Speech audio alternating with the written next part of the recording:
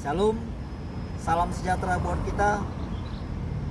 Saya Lambok Fernando Siombing SPD selaku Ketua Umum Pemuda Batak Bersatu menghimbau, meminta kepada seluruh masyarakat Batak yang ada di seluruh dunia untuk menyaksikan pergelaran musik, penggalangan dana, pembangunan gereja AKBP Sukatani Resort Paulus Depok yang akan dilaksanakan pada hari ini tanggal 20 November pukul 15 WIB yang akan dilaksanakan secara live streaming di channel HKBP Sukatani Paulus Depok.